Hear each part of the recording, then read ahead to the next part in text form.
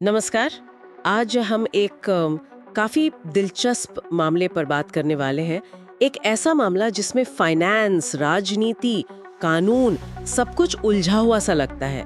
बात हो रही है लगभग 450 करोड़ रुपए के एक कथित बेनामी चीनी मिल अधिग्रहण की, और इसके तार वो जुड़ते नजर आते हैं 2016 की नोटबंदी से।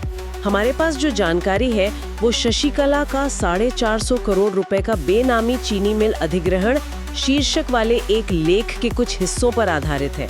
तो आज हमारी कोशिश रहेगी कि इन स्रोतों से जो बातें पता चली हैं उनको टटोलें, समझें और देखें कि ये पूरा मामला हमें क्या सिखाता है या किस तरफ इशारा करता है।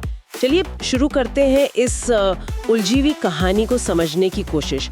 तो सबसे पहले मुख्य आरोप क्या है, मतलब कहानी शुरू कहाँ से होती है।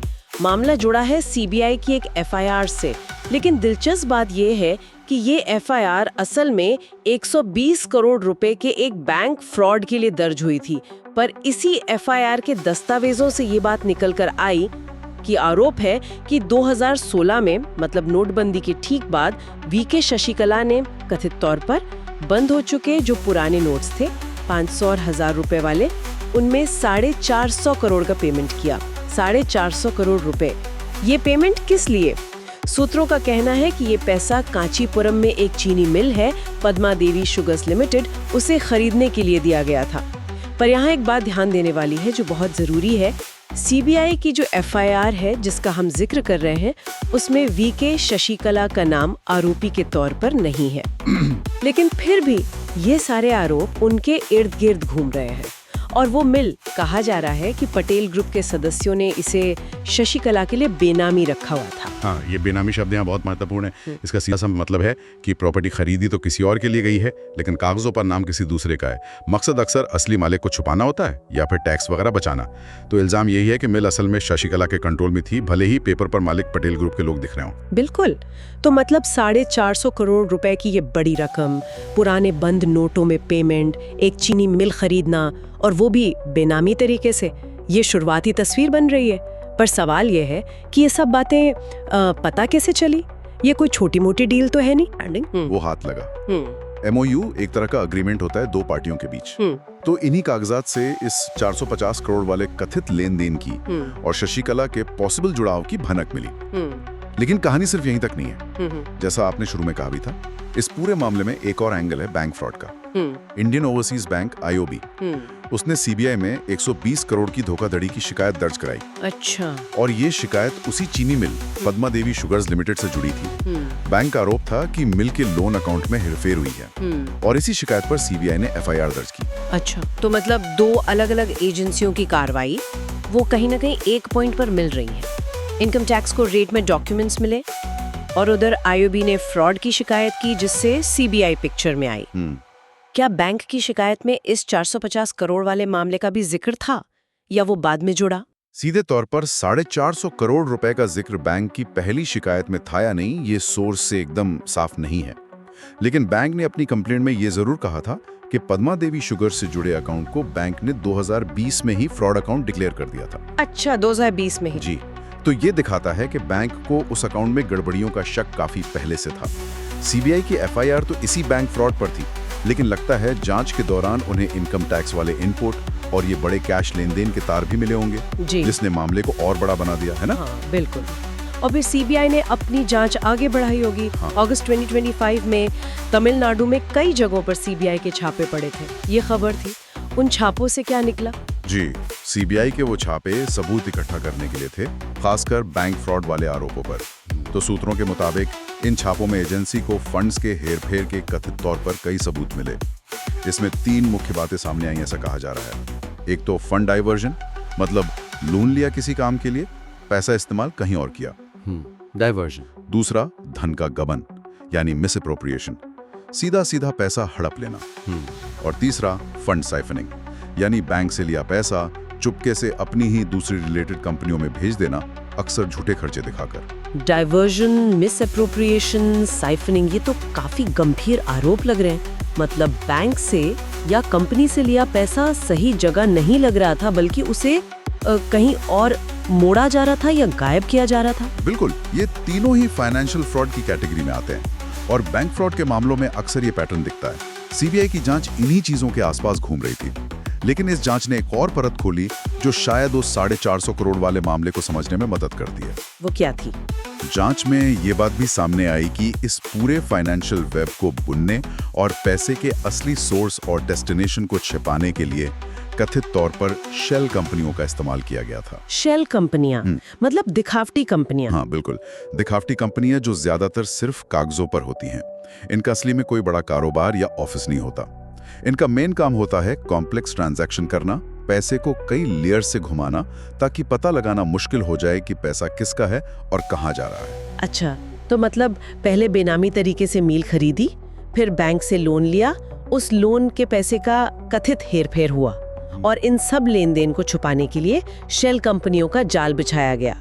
अरे बाप रे, ये तो किसी थ्रिलर फिल्म की स्क्रिप्ट लग रही है। हाँ, सुनने में तो फिल्मी लगता है, पर इस तरह के कॉम्प्लेक्स फाइनेंशियल क्राइम असल दुनिया में होते हैं। यस। यहाँ कई चीजें एक साथ जुड़ रही हैं जिन्हें अलग अलग देखना जरूरी है ना। हाँ। पहला तो नोटबंदी का टाइमिंग। 2016 में जब नोटबंदी हुई तो पुराने 500 और 1000 रुपए के नोट अचानक बेकार हो गए। लोगों पे प्रेशर था कि नोटों को या तो बैंक में डालें या कहीं खपा दें।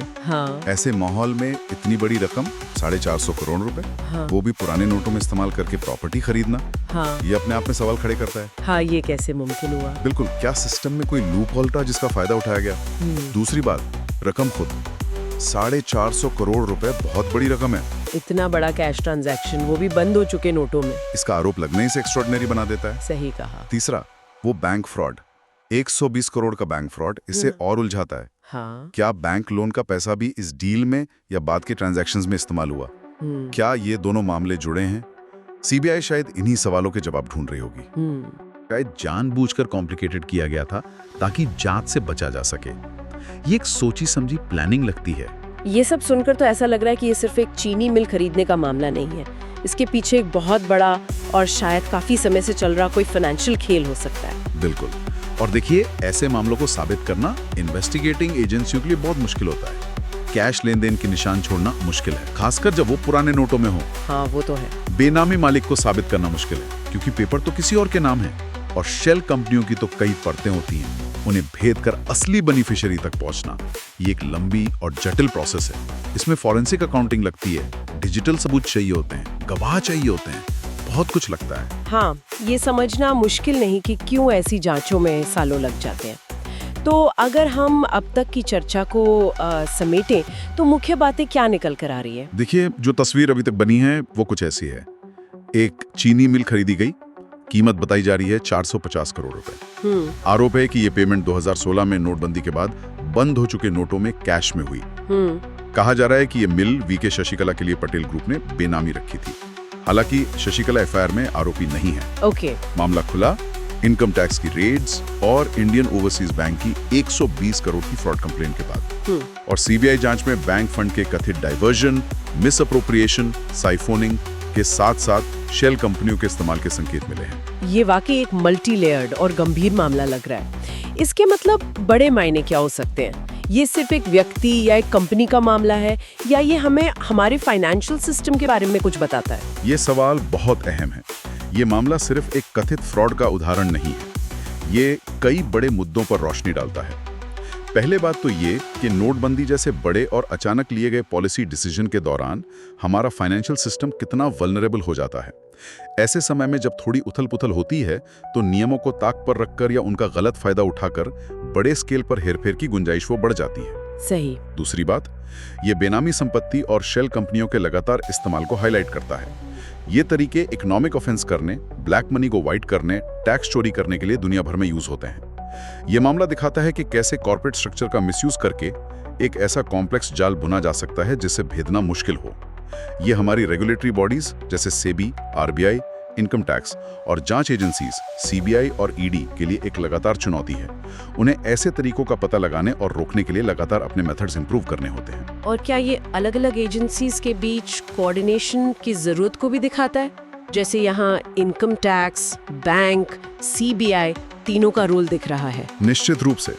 इस तरह के जटिल मामलों में जहां फाइनेंशियल ट्रांजैक्शंस की कई लेयर्स हों, अलग अलग कानूनों का उल्लंघन हो रहा हो, जैसे बेनामी act, company law, banking rules, criminal law, वहां अलग अलग एजेंसियों के बीच तालमेल और इन्फॉर्मेशन शेयरिंग बहुत जरूरी हो जाती है। अगर इनकम टैक्स को कुछ पता चला, बैंक को फ्रॉड का शक हुआ और सीबीआई क्रिमिनल जांच कर रही है, इन सब के नतीजों को जोड़कर ही पूरी पिक्चर साफ हो सकती है। तो इफेक्टिव जांच और प्रोसिक्यूशन के लिए ये कोऑर्डिनेशन बहुत क्रिटिकल है। ये तो हुई सिस्टम की चुनौतियां, लेकिन एक आम नागरिक के लिए या एक इन्वेस्टर के लिए इस तरह के मामलों का क्या मतलब है? आम नागरिक के लिए इसका महत्व ट्रांसपेरेंसी और अकाउंटेबिलिटी से जुड़ा है। जब बड़े स्केल पर फाइनेंशियल गड़बड़ियां होती हैं, चाहे वो बैंक फ्रॉड हो या बेनामी संपत्ति, तो उसका असर कहीं ना कहीं पूरी इकोनॉमी पे पड़ता है। हाँ, बिल्कुल। बैंकों का पैसा जो आम लोगों की सेविंग्स या इन्वेस्टमेंट होता है, वो रिस्क पर आता है। टैक्स चोरी से सरकार को रेवेन्यू लॉस होता है, जिसका असर पब्लिक सर्विसेज पर पड़ सकता है। इन्वेस्टर्स के लिए ऐसे मामले कॉर्पोरेट गवर्नेंस के महत्व को बताते हैं। अगर कंपनियां ट्रांसपेरेंट तरीके से काम नहीं करती, तो उनमें इन्वेस्ट करना रिस्की हो सकता है ना? सही कहा आपने। ये मामले हमें याद दिलाते हैं कि फाइनेंशियल दुनिया कितनी कॉम्प्लेक्स हो सकती है और उसमें पारदर्शिता कितनी जरूरी है।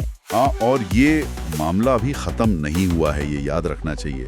जांच चल रही है, अदालत में क्या साबित होता है वो देखना बाकी है। हमें फैक्ट्स और सबूतों पर फोकस करना होगा, सिर्फ आरोपों पर नहीं। लेकिन ये पूरा एपिसोड हमें कुछ बुनियादी सवालों पर सोचने को मजबूर करता है। और वो सवाल शायद ये है कि देखिए, जब इकोनॉमी में बड़े बदलाव लाए जाते हैं, जैसे नोटबंदी हुई या कोई और बड़ा रिफॉर्म हो, तो उस ट्रांजिशन पीरियड में ट्रांसपेरेंसी कैसे सुनिश्चित की जाए? क्या हमारे मौजूदा नियम कानून और मॉनिटरिंग सिस्टम इतने मजबूत हैं कि वो इस तरह के कॉम्प्लेक्स फाइनेंशियल मैनिपुलेशन को तुरंत पकड़ सकें और रोक सकें? या फिर हमें ऐसे संभावित दुरुपयोगों से निपटने के लिए और ज्यादा मजबूत, शायद टेक्नोलॉजी बेस्ड सॉल्यूशंस या कड़े प्रिवेंटिव मेजर्स की जरूरत है? इस पर सोचना जरूरी है, ताकि भविष्य में ऐसी चीजें ना हो या कम से कम हो।